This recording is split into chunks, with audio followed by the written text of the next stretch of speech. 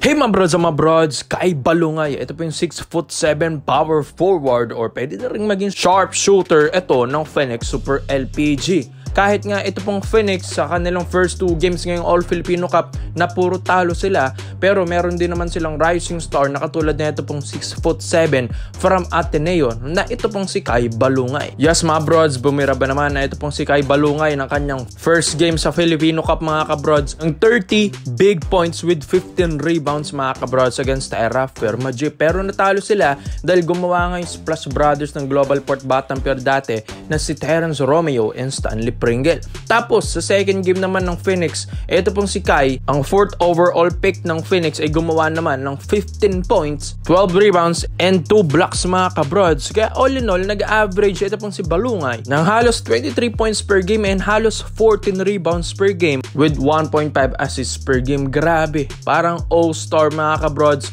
Ito pong si Kai Balungay na ito yung kanyang mga numbers mga kabrods. Kaya nagulat ang Phoenix na biglang lumakas ito pong player na ito. Although malakas naman din talaga ito pong si Kai, sa UAAP pa lang ay talagang pinapakita na tayo ng mga posterized dunks na ito. Kaya ngayon sa PBA ay pinakitaan pa rin tayo mga kabrods, which is nag-improve na Kai Balungay na efficient mga kabrods. Gumagana ang kanyang shooting dito sa Phoenix ngayong starting ng season. Na-fell short lang sila dahil yun nga, kailangan ng katulong ng isang Kai Balungay mga kabrods. Kaya naman, ito pong player na ito, habang lumalakas mga kabrods, lalong nagkakaroon ng interest ito pong San Miguel Beermen. Yes, mga kabrods, dahil ito pong kasing SMB, sinabi ko na rin ito dati, na rebuilding ang lineup nila. Ito po kasing SMB, yes, nanalo sila sa first game nila ngayong All-Filipino Cup na 1-0 ng kanilang standing mga kabrods. Kaya ito pong si Kai Balungay, ang isa sa mga kabrods, focus nila na gustong kunin at target nila mga kabrods. Syempre gusto nilang i-reach out ang Phoenix dahil alam naman natin ng Phoenix Super LPG parang isa na rin ito sa mga nagiging farm team dito sa PBA dahil nga sa mga ginagawa na itong movement na binigay si Abueva, si Manuel dati, maski si Macho Wright binitawan mga kabrods. Kaya itong Phoenix ay napapagkama lang farm team na rin ng PBA. Kaya ito pong SMB, gusto nilang reach out ang Phoenix. Iti-testing nila kung pwede ba nilang gawing under the table ito pong pagkuha dito sa 6'7" kay Kai Balungay mga brods. Ayon din yan sa mga reports and rumors natin dahil ito pong si Balungay ay malaking bagay nga ito sa San Miguel Beermen kung sakali mga brods. Pero yun yan ang ganda rin ng skills din talaga nito. Athletic na 6'7", big. Hindi nga big parang power forward lang din mga kabrods dahil athletic siya. Hindi naman ganun ka big man ang laruan niya pero gumagawa ng 30 points mga kabrods. Kumbaga nagkaroon na ito ng confidence dito sa PBA. Kaya ito mga kabrods nagiging komportable na siya dito sa Phoenix kung saan pwede na siyang gumawa mga kabrods. Lalong lalo na 30 points tapos 15 points ba naman. Puro double-double ang mga ginagawa nito sa last 2 games ng Phoenix. Kailangan lang talaga nilang tulungan si Kai Balungay para umangat-angat naman sa standing ang Phoenix Super LPG mga kabrods, diba? So once kasi na makuha ito ng SMB, malaking tulong ito sa wings ng Beermen mga kabrods. Scorer pa, dunker na mga kabrods, ang ganda pa ng depensa, may blocks pa. Ito pong si Kai Balungay. Kaya mga kabrods, all around player. Ito pong manlalaro na ito. Kaya gusto nga rin ng SMB bitawan yung mga isa sa mga big man din nila dito mga kabrods like Mau Tautua na binabalitan na rin yan ni Mr. Snow Badwa na sign and trade lang daw yung ginawa kay Mau. Kaya ito pong si Kai Balungay mga brods, sa tingin nyo ba ito pong bata-batang player ng Phoenix na rising star nila, babagay ba sa Beermen ito?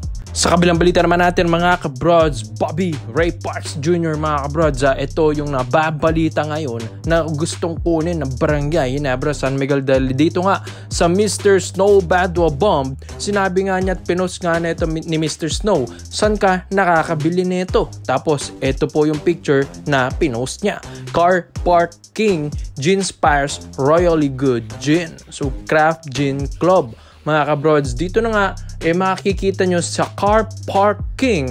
Syempre parang nahihint na dito mga kabrods, Bobby Ray Parks Barangay Ginebra Gin Kings. Kaya nga dun pa lang mga kabrods, kitang-kita na maski sa mga comment section dyan sa ibaba ni Mr. Sto Badwa sa kanyang post na si Bobby Ray nga ang tinutukoy dito ni Mr. Snow. So within the season All-Filipino Cup or next season, pwedeng mapuntahan nito ni Parks ang Barangay Ginebra San Miguel. Alam din naman natin na kapag nagbalita si Mr. Snow Badua, talagang malaki yung chance na nangyayari mga kabrod kaysa sa hindi. Kaya ito pong si Parks kasalukuyan naglalaro ngayon sa Osaka Evesa. Well, siya lang din naman yung isa sa mga gumagawa dyan sa Osaka mga kabrod. Siya rin yung isa sa mga highest scorer din nila dyan sa Evesa. Kaya nga dito sa Japan, alam din naman natin na grabe rin kung umoffer ng kontrata ito kay Bobby Ray. Kaya nga 'di ba, imbis na magstay dito sa PBA from TNT Tropang Giga, na binitawan ng TNT, inipit ng TNT, pero parang naging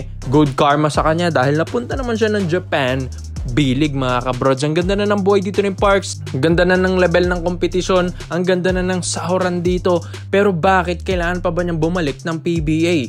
Isa sa mga dahilan mga kabrods kung pwedeng bumalik si Parks sa PBA ay may potential talaga. Bakit? Dahil nandito nga yung kanyang girlfriend na kasintahan niya na celebrity na si Miss Zainab Harake mga kabrods. Kung nasa Japan kasi siya, alam naman natin na bisita dun si Zainab, pero iba pa rin kung nasa Pinas dahil nandito rin yung mga anak ni Miss Zainab Harake. Kaya nga mga kabrods, iba pa rin kung nasa PBA ka, mas mapapalapit ka sa iyong pamilya. Kaya ito pong si Parks, hindi na ako magugulat kung babalik man ito ng PBA tapos kukunin ng Barangay Ginebra San Miguel. Sa Ginebra naman, alam din naman natin na gustong gusto talagang bumawi na ito mga kabrods pagkatapos nga silang natalo ng TNT Tropang Giga sa Commissioner's Cup. Alam din naman natin ang Ginebra, pag gustong bumawi, babawi at babawi yan, kukuha yan ng mga superstar player. Lalong-lalo na from Japan B-League. Hindi na bago ito sa Ginebra. Dahil ito pong si RJ Abrientes from Japan B-League, bigla rin naman nilang kinuha yan dyan. Kaya ito pong si Parks ay potential at pwede rin nilang kunin ito. Syempre, sharp shooter na good point guard din. Ito pong si Parks. Magandang court vision, magandang depensa. Isang 6'3 na guard mga kabrods or shooting guard, pwede mong gawin yan. 6'3 to 6'4 pa, athletic na Bobby Ray. Alam din naman natin yung laruan ng isang Parks. Grabe rin yung mabibigay nito sa table. Maski nga sa Gilas Pilipinas, ang laking bagay rin nito. Parang import na rin kung maglaro ito pong si Parks. Lalong-lalo na, ang naganda na ng improvement niya dyan sa Japan, sa Osaka Evesa. Kaya ito pong si Parks ngayong 2025. At alam din naman natin na nag-i-start na ito pong All-Filipino Cup 2025 mga kabrods.